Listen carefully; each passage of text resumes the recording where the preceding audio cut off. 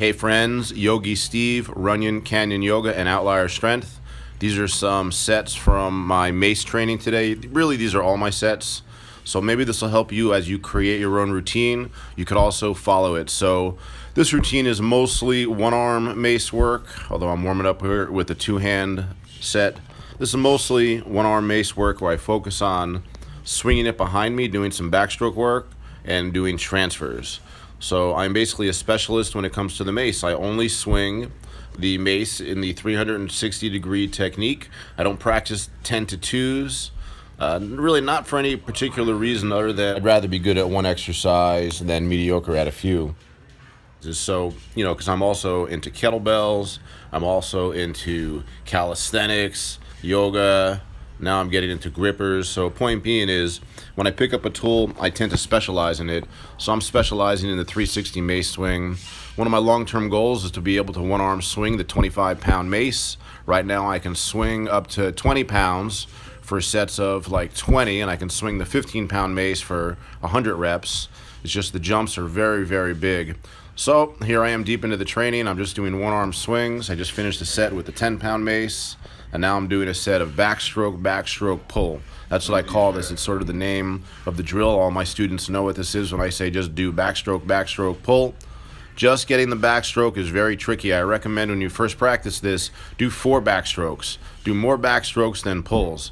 It takes a while to get a really good position, and I'm still refining it on my left side since I'm coming off of some injuries with my left elbow. Blah, blah, blah. I'm like a broken record, but look, old weightlifters, we look good, but we got lots of problems. But everything gets better. So, again, I specialize. So what do I specialize in? The 360 swing, which really has a lot of variations. There's the two-hand variation. Uh-oh. Here he is, showing off. Fucking meathead.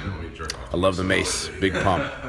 So there's the two-hand Mace swing, there's the one-hand Mace swing, and then each of those variations, you can do different variations. You can do them in a flowing manner, that's one variation. You can do them with a pause, that's another variation. You can swing it behind you, like I'm doing here, that's another variation. And I really just feel like there's probably 10 different types of 360 swings. These are the transfers that I practice in the middle, so you can consider transferring from side to side. Another variation, really just transfers, or just making the switch from one hand to the other. There's 2 ways I move the Mace from one hand to the other. I do like I'm doing here in this video, or I just do a straight transfer.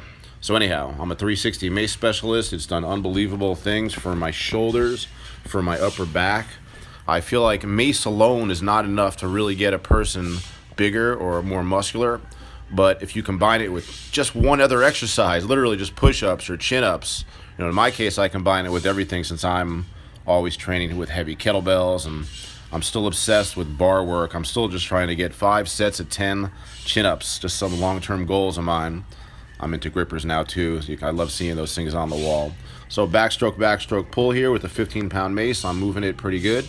Maybe this is a 10-pound Mace. It's hard to say. It really doesn't matter. The weight's not so important. General idea in my Mace training is I do 10 sets of 20. So I consider, one swing when I'm doing regular swings, but when I'm doing variations, I consider backstroke, backstroke, pull like 2 swings. So now I've worked up to doing transfers. I'm just working on going from hand to hand, and I like the transfers because when the Mace is in front of you, you're in a 2-hand swing Mace position, which means you can really push the Mace down low and then just release the free hand and let the Mace fall. So I love transfers. I've been doing more of these than almost anything else, and I can easily do this with 20 pounds. The single Mace swings are a little harder because I guess maybe kinetic energy. Again, I'm trying to tell you how I generally approach Mace training. So what I do is I do 10 sets of 20 reps.